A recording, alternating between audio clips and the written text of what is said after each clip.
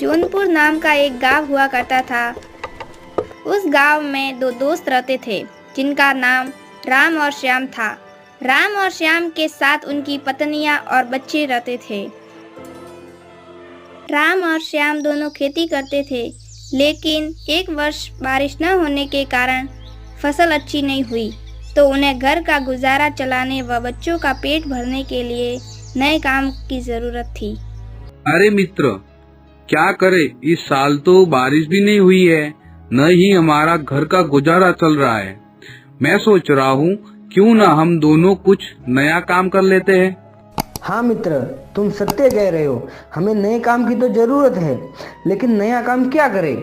मुझे तो कुछ भी समझ में नहीं आ रहा है कि क्या काम शुरू करें।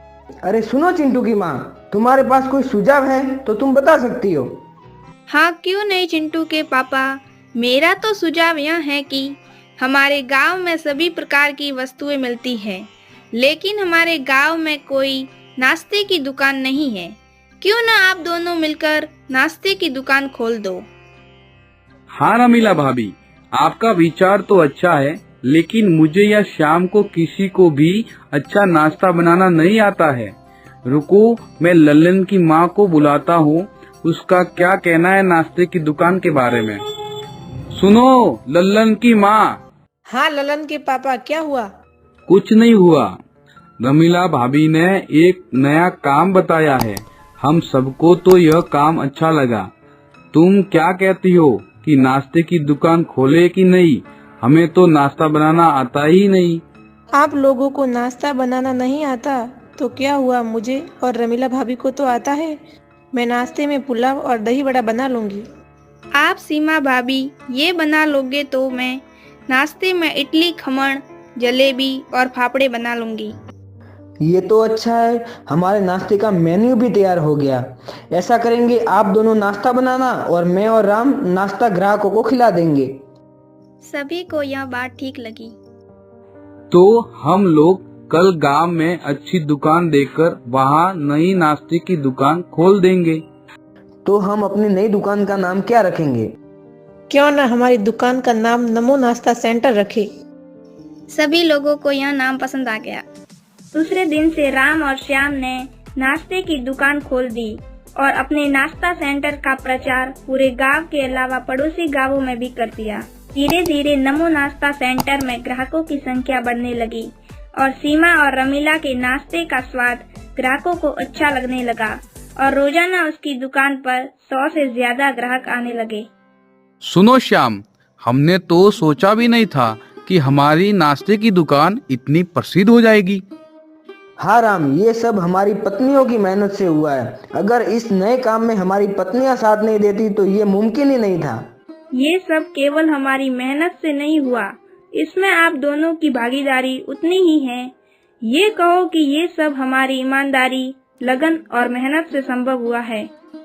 कुछ दिनों में नमो नाश्ता सेंटर की चर्चा हर तरफ होने लगी और अब तो आस पड़ोस के गांव के लोग भी सीमा और रमीला के पुलाव और जलेबी फाफड़े को खाने के लिए आने लगे। इस कहानी से हमें यह शिक्षा मिलती है कि अगर कोई काम ईमानदारी एवं सच्ची मेहनत से किया जाए तो सफलता अवश्य मिलती है। सागर नाम का एक गरीब आदमी रहता था और उसका एक बेटा भी था जिसका नाम रोहित था। वे दोनों आराम से रहते थे और उनके पास एक गधा भी था। पिताजी, आप बोल रहे थे कि हमें पैसों की जरूरत है, जिससे हम एक नई दुकान खरीद लेंगे और हमारा व्यापार शुरू हो जाएगा और हमें रोज रोज काम ढूंढने की जरूरत नहीं पड़ेगी। हाँ बेटा, बोला तो था, परंतु इतने पैसे हम लाएंगे कहाँ से? बेटा, हमारे पूर्वजों ने कोई हमारे लिए जागीर नहीं छोड़ रखी है जिसे हम बेचकर पैसा कमा लेंगे। जमीन जायदाद नहीं हुई तो क्या हुआ पिताजी, हमारे पास एक गधा तो है। अगर हम उसे बेचकर उन पैसों से दुकान खरीद लेंगे तो अच्छा होगा।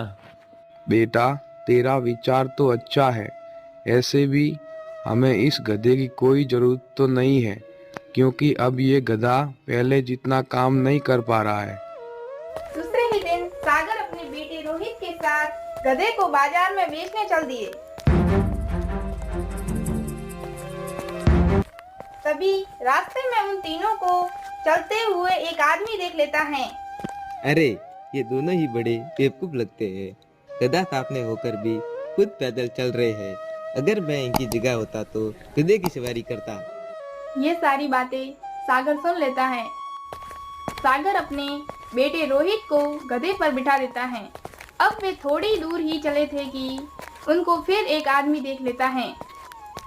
लगता है घोर कलयुग आ गया है। बेटा मजे से गधे की सवारी कर रहा है और बाप बेचारा पैदल चल रहा है। ये सारी बातें सुनकर रोहित अपने पिता को गधे पे बिठा देता है। अब वे थोड़ी ही दूर गए थे कि फिर एक आदमी ने उन्हें देख लिया। कैसा बाप है, खुद गधे पर बैठा है और अपने बेटे को पैदल चला रहा है। उनकी बातें सुन सागर अब उलझन में पड़ जाता है। बेटा रोहित, मुझे लगता है कि अब हम दोनों को ही इस गधे की एक साथ सवारी करनी चाहिए। अब वे दोनों ही उस गधे पर बैठ जाते हैं। गधा बेचारा उन दोनों के वजन के कारण मुश्किल से चल पा रहा था और धीरे धीरे आगे बढ़ने लगता है। जैसे ही वे थोड़ा और आगे जाते हैं, एक आदमी की नजर उन पर पड़ जाती है। तुम दोनों बड़े ही बेशर्म हो। इस गधे पर तुम दोनों को जरा भी दया नहीं आती। तुम दोनों के बोझ से बेचारा कितना दब गया है। अब क्या मार ही डालोगे उसे? जो भी करूं उल्टा ही बोल रहे हैं सब लोग। रोहित बेटा, मुझे लगता है अब इस गधे को ही अपनी पीठ पर उठाकर बाजार ले जाना पड़ेगा, तभी सभी की बोलती बंद होगी। सागर और रोहित गधे के पैर बांधकर उसे एक लकड़ी के उल्टा लटका देते हैं और उसे अपने कंधे पर उठाकर बाजार की तरफ जाने लगे।